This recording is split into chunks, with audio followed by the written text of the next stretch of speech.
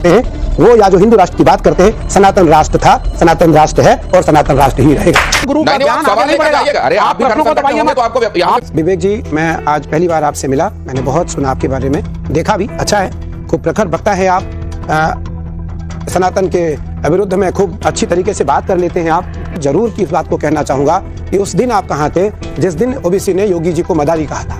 सभी का स्वागत है मेरे YouTube चैनल में। आज की डिबेट होने वाली है बहुत ही मजेदार, क्योंकि आज की डिबेट में हम देखने वाले हैं कि गुरु कैलाश नंद जी ने किस तरीके से विवेक श्रीवास्तव की धज्जियां उड़ाई हैं। क्योंकि विवेक श्रीवास्तव हमेशा सनातन धर्म के खिलाफ बोला करते हैं और साथ ही गुरु जी ने यहाँ पर ये कहा कि आप बहुत अच्छे प्रवक्ता हैं, लेकिन आप हमेशा सनातन धर्म के खिलाफ क्यों बोलते हैं, मुझे इसका जवाब दीजिए। तो यहाँ पर विवेक श्रीवास्तव की शकल देखने लायक थी, क्योंकि उन्होंने उनकी पोल खोल दी थी, कच्चा चिट्ठा खोल दिया था कि आप इस तरीके की बयानबाजी क्यों करते हैं। तो चलिए, वीडियो बहुत ही इंटरेस्टिंग है, साथ ही इसका लास्ट वाला पार्ट और भी ज्यादा इंटरेस्टिंग है। वीडियो को हम पूरा देखेंगे, स्किप नहीं करेंगे। और जो लोग मेरे चैनल पर अभी फर्स्ट टाइम है तो मेरे चैनल को सब्सक्राइब कर लीजिएगा, जिससे कि आने वाले वीडियो के नोटिफिकेशन आपको हमेशा मिलते रहे। चलिए शुरू करते हैं आज का डिबेट शो। पहला प्रश्न आपसे ये है, आपका एक स्टेटमेंट है कि असदुद्दीन ओवैसी को प्रधानमंत्री से डरना चाहिए। जानता हूं को कितनी दिक्कतें आई है। ये एक इंटरेक्शन में आपने कहा, और आपने कहा डरना भी चाहिए, और डरना इसलिए चाहिए क्योंकि नरेंद्र मोदी प्राइम मिनिस्टर हैं। तो अब मेरा ये सवाल है कि कहीं ना कहीं मेरी ये एक निराशा भी है, मेरी एक कंप्लेन भी समझिए कि धर्म। अच्छा विवेक जी, मुझको एक चीज लगती है, एक सेकंड सर, आप जो कह रहे हैं ना बहुत अच्छी बात कह रहे हैं सर। एक बात मैं आपको बीच में इसलिए रोक रहा हूं क्योंकि मैं भी इसी देश का रहने वाला हूं जी। एक बात मेरे भी दिमाग में आती है, जिस तरीके से वो 15 मिनट याद दिलाते हैं। नहीं, कौन है? 10 बजने में 15 मिनट बाकी है। आप 10 बजने वाले हैं, ये 15 मिनट जिस तरीके से वो याद दिलाते हैं देने के लिए वो है ना। नहीं, मैं सिर्फ आपसे पूछ रहा हूं कि ये बात भी आप दिमाग में रख के चलते हैं। आपने केस किया है? मैं आपसे असदुद्दीन ओवैसी ने केस किया है? आपने केस किया है क्या? असदुद्दीन ओवैसी ने केस नहीं किया को लेकर केस किया? जब बेइज्जती है।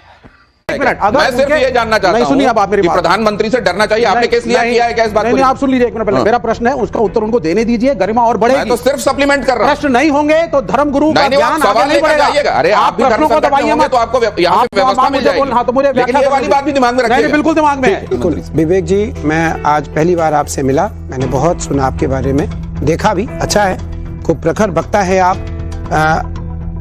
सनातन के विरुद्ध में खूब अच्छी तरीके से बात कर लेते हैं आप, अच्छी तरीके से बात कर लेते हैं आप, खूब अच्छे फॉलोअर्स हैं आपके, खूब आपको फॉलो करते हैं। मैं एक बार जरूर की इस बात को कहना चाहूंगा कि उस दिन आप कहाँ थे जिस दिन ओबीसी ने योगी जी को मदारी कहा था। बस हवा निकल गई। योगी जी को मदारी कहा था, इन्हें कपड़े पहनने का अक्ल नहीं है। आप देखने में क्या पहन के आया हूँ? कोई वस्त्र नहीं है, क्योंकि हम सिला हुआ वस्त्र नहीं पहनते, और इतना वस्त्र है, नीचे वस्त्र नहीं पहनते, हमारे टहनी से नीचे वस्त्र ना आए, हमारी परंपरा है। अब हमें कोई कह दे कि मैं भिखारी हूँ, मेरे पास वस्त्र नहीं है, नहीं। पहले हमारी मौलिक सिद्धांतों का अध्ययन आपको करना पड़ेगा कि साधु संतों का मौलिक अधिकार क्या है, एक। दूसरा, ओबीसी से मेरा कभी कोई संबंध नहीं है, मैं कभी उससे मिला नहीं, मिलना भी नहीं चाहता। मेरा भी नहीं है। ठीक है, अभी मजा आएगा ना भिड़ो। हो सकता है आप कभी गुप्त मिले हो। नहीं अच्छा, मिलेंगे। अच्छा, ठीक है। तो विवेक जी, उस व्यक्ति ने सनातन को उतनी गालियां दिया जी, उतने अभद्र टिप्पणी किया, मुझे जो प्रतीत है जी, मुझे लगता है संसार में उतनी टिप्पणी, उतनी अभद्र गालियां संसार में किसी ने भी सनातनियों को नहीं दिया होगा जी। मुझे लगता है उस समय आपका एक पिटीशन कोर्ट में क्यों नहीं गया कि मैं भी इस भारत में रहता हूँ, मैं भी इस भारत में रहता हूँ। आपको भारत के लिए, देखिए भारत तो सबका है, तिरंगा के नीचे हमें झुकना है, धर्म सबका, पंथ सबका अलग अलग हो, झंडा तो हमारी एक है, एक है। मैं उस झंडे, मेरा एक ये कहना है, मैं आपको 2 मिनट रोकूंगा सिर्फ। आपने योगी आदित्यनाथ जी की बात करी, आपकी आज्ञा से ये चलानू नहीं, आपकी बात पूरी होगी, आप ही की बात पूरी होगी। 10 सेकंड। जिहाद तुम जानते नहीं, जिहाद अगर किसी ने किया ना, फडणवीस, अल्लामा फजल हक खैराबादी ने अंग्रेजों के खिलाफ किया था जिहाद का फतवा देकर। तो मजाक है क्या? जिहाद अगर किसी ने किया था इस देश को आजाद कराने के लिए तो मुरादाबाद के अल्लामा काफी ने दिया था। बुर्रे जिहाद, वोट जिहाद, धर्म युद्ध। लगता है फडणवीस, तुम जरा थोड़ा दिमाग जिहाद करना पड़ेगा, ये तो हमने कई बार सुना। अब अगर उसको लेकर ये कहा गया कि फिर इसको काउंटर करने के लिए आपको धर्म युद्ध करना पड़ेगा, तो इस पर ये ओवैसी जी अपनी बात कह रहे थे। नहीं, मैं एक चीज पहले आप कह लीजिएगा जरा, अब ये प्रसंग हुआ है तो जरा इस पर टिप्पणी आ जाने दीजिए। देखिए, वोट हमारा मौलिक अधिकार है और हम वोट उसी को देंगे जो राष्ट्र का रक्षक होगा, जो राष्ट्र का रक्षक होगा। हम अपना मत का अधिकार उसी को देंगे जो धर्म का रक्षक नहीं, राष्ट्र का रक्षक होगा। धर्म का रक्षक अलग अलग हो सकते हैं, आप अलग धर्म के हो सकते हैं, मैं अलग धर्म का हो सकता हूं, आप अलग धर्म के हो सकते हैं, लेकिन राष्ट्र सबका है। जो राष्ट्र की रक्षा, राष्ट्र में सर्वोपरि कौन है? गंगा, गाय, मानवता, मौलिक सिद्धांत और राष्ट्रीय परंपरा, राष्ट्रीय ध्वज। इन पांचों के प्रति जिसका समर्पण होगा वो वोट का अधिकारी है। देखिए, 2014 से पहले, 2014 के बाद और आगे सनातन आपको कैसा दिखाई देता है? राहुल जी बहुत बड़े पत्रकार हैं, मैंने सुना है इनके बारे में, पर मैं एक बात बताना चाहूँगा कि आज जो हमारी चिंता का विषय है वो ये है बेटी रोटी और चोटी, बेटी रोटी और चोटी। आप हमें बताएं, जो जाति की बात आती है तो जाति तो हमारे यहाँ वेद की परंपरा है। एक मंत्र है, ब्राह्मणों से मुखम आसित बाहु राजन्या कृता उरु तदस्य जात वैदा। तो भगवान के अंग से ही चारों की उत्पत्ति है, ब्राह्मण, क्षत्रिय, वैश्य और शूद्र। हमारे यहाँ अलग नहीं माना गया इसको, हमने अलग इसको दिया ही नहीं कभी। शूद्र जो है वो भगवान के पैर है, भगवान के, हम सदैव भगवान की पैरों की पूजा करते हैं। लेकिन आज जो हमारी युवा पीढ़ी है उनमें आपको धर्म परिवर्तन होते हुए नहीं दिखाई पड़ रहा है।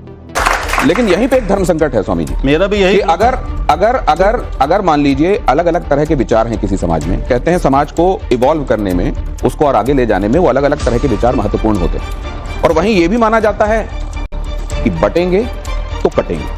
तो ये बटना कहां लागू है, कितना लागू है, ये किस संदर्भ में है? क्योंकि इसकी अलग अलग व्याख्याएं भी हो रही हैं। बटेंगे तो कटेंगे की चर्चा हर जगह है, और बटेंगे कटेंगे का इंटरप्रिटेशन भी, उसका तर्जुमानी भी अपने अपने हिसाब से हो रहा है। आपको क्या लगता है क्यों कहा गया है और क्या मंतव्य है? देखिए, क्योंकि मैं किसी राजनीतिक विषय पर कोई उत्तर नहीं देना चाहूँगा। मेरा एक विषय है कि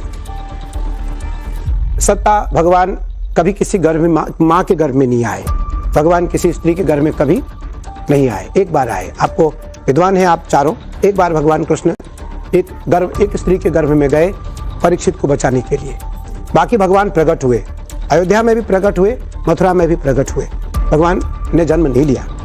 मुझे क्या लगता है कि भगवान कौशल्या के गर्भ में नहीं गए थे? नहीं भाई, प्रकट कृपाला दीन दयाला कौशल्या हितकारी। ये अवैज्ञानिक नहीं है, कैसी बात कर रहे हैं? ये अवैज्ञानिक नहीं है जो आप कह रहे हैं। अवैज्ञानिक है, अवैज्ञानिक नहीं, बिल्कुल नहीं अवैज्ञानिक। तो पुत्रकाम यज्ञ को भी आप अवैज्ञानिक कहते हैं? आप जो खीर को भी अवैज्ञानिक दो ना। मैंने पूछा है कि ये अवैज्ञानिक है जो आप कह रहे हैं। मेरे हिसाब से बच्चा पैदा होता है, प्रकट कोई नहीं होता। आप कह रहे हैं प्रकट, लेकिन और मैं आपका आदर भी करता हूं, लेकिन अब आप इसमें कुछ बताइए ना हमें कि हम नहीं, लेकिन आप इसको आप लेके जा रहे हैं। मैं जिस तरफ जा रहा हूं उस डायरेक्शन से अलग पटरी में आप ट्रेन दौड़ा रहे हैं। मैं ये जानना चाह रहा हूं कि 370 राम मंदिर जैसी बातों पर पटाक्षेप कहीं पर होगा या इसको लेकर चीजें चलती रहेंगी? हम सभी राम मंदिर के समर्थक थे, समर्थक हैं, समर्थक रहेंगे। राम हमारे आराध्य थे, राम हमारे आराध्य हैं, राम हमारे आराध्य रहेंगे। रामो विग्रहवान धर्म। राहुल जी, एक समय पूरी सत्ता, पूरी पृथ्वी राम की थी। उस राम के समय में एक छोटी सी दृष्टांत में अपनी बात आपके सामने खत्म करूंगा। एक दिन राम के सामने मेरे जैसा कोई साधु मांगने के लिए गया, राम मुझे कुछ दो। राम ने कहा, मैं आज झंझन दरिद्र हूं। दरिद्र नहीं, मैं झंझन दरिद्र हूं। आज मेरे पास आपको देने के लिए कुछ भी नहीं है। क्या है आपके पास? तो राम ने कहा, वाल्मीकि रामायण का श्लोक है कि वैदेही च महाभाग सौमंगल्यावशेषिता। जिस प्रकार अगर आपसे आप अभी कुछ मुझसे मांगे तो मेरे पास इस रुद्राक्ष के सिवा देने के लिए कुछ नहीं है। राम ने यही बात कही उस सन्यासी से कि सीता के मंगल सूत्र के सिवा मेरे पास देने के लिए कुछ नहीं है। क्या हुआ? कहाँ गया सब? आप कहाँ गई आपकी संपत्ति? राम ने कहा, मैंने यज्ञ में सब सन्यासियों को, ब्राह्मणों को, याचकों को, गरीबों को दान दे दिया। लेकिन सन्यासी ने क्या कहा? आपने धर्म का त्याग नहीं किया। राम ने कहा, यही मेरी मर्यादा है। आपने माला का जिक्र किया तो एक बात मैं जानना चाहता हूं सर, कि जब आप अंबानी के यहाँ शादी में गए तो आपने आशीर्वाद दिया और माला भी दी, एक विशेष माला। बहुत सारे लोग कहते हैं कि देखिए, अंबानी जी ने बुलाया तो तमाम बड़े बड़े धर्माचार्य उनके पास चले गए, ये उस इंटरव्यू में भी ये बात कही गई थी जिसका जिक्र आप करते हैं कि गरीब की कुटिया में हमारे जो बड़े धर्माचार्य हैं वो नहीं जाते। अरे नहीं, क्या बात कर रहे हैं? पहली बार अमीर में गए, बाकी गरीब में ही जाते हैं। कैसी लगी आपको आज की वीडियो? देखा आपने यहाँ पे गुरुजी ने कितने अच्छे तरीके से समझाने का प्रयास किया है, साथ ही सनातन धर्म के बारे में भी हमें बताया है। आपकी क्या राय है इस बारे में आप कमेंट सेक्शन में रख सकते हैं। इसी तरीके की वीडियो के साथ हम जल्द हाजिर होंगे, तब तक कमेंट्स में लिखना ना भूलें। जय हिंद।